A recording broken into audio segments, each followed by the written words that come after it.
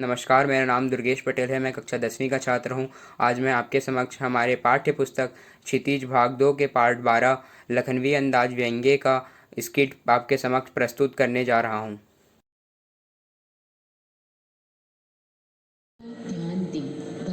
लेखक कोई नई कहानी लिखने हेतु वह उस विषय के बारे में सोचने के लिए एकांत चाहता था। इसीलिए उसने सेकंड क्लास का टिकट ले लिया। साथ ही उसकी इच्छा यह भी थी कि वे रेल की खिड़कियों से मार्ग में आने वाले प्राकृतिक दृश्यों को देखकर कुछ सोच सके। जिस डिब्बे में लेखक चढ़ा उसमें पहले से ही एक नवाब साहब पालथी मारे बैठे हुए थे। उनके सामने 2 ताजे खीरे तौलिए पर रखे हुए थे। लेखक ने उस डिब्बे में चढ़ने पर नवाब साहब ने कोई उत्साह नहीं दिखाया। लेखक को लगा कि नवाब साहब उसके इस डिब्बे में आने से इसलिए खुश नहीं हैं क्योंकि किसी सफ़ेद पोश के सामने खीरे जैसे साधारण खाद्य सामग्री खाने में उन्हें संकोच हो रहा था। जब बहुत देर हो गई तो नवाब साहब को लगा कि वह खीरे किस प्रकार खाएं। तब हार कर उन्होंने लेखक को खीरे खाने का निमंत्रण दिया। आदाब अर्ज, जरा खीरे का शौक फरमाएंगे। शुक्रिया, किबला शौक फरमाए।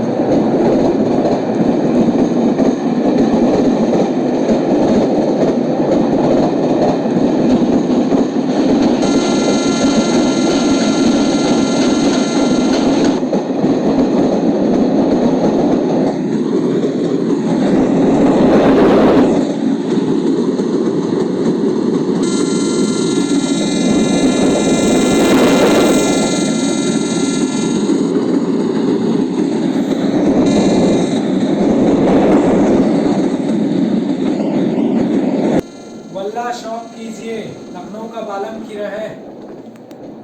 शुक्रिया, इस वक्त तलब महसूस नहीं हुई। मैदा भी जरा कमज़ोर है। किबला शौक फरमाए।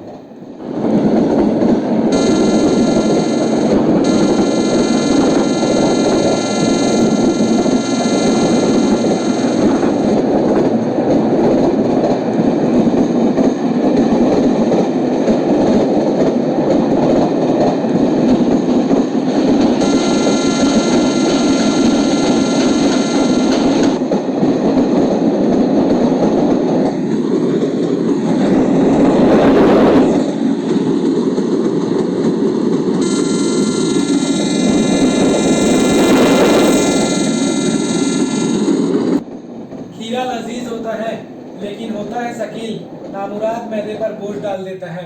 यह शब्द देखकर लेखक सोचने लगा कि जब खीरे की सुगंध और स्वाद की कल्पना मात्र से पेट भर जाने की डकार आ सकती है तो बिना विचार, घटना और पात्रों के लेखक की इच्छा मात्र से नई कहानी क्यों नहीं बन सकती। धन्यवाद।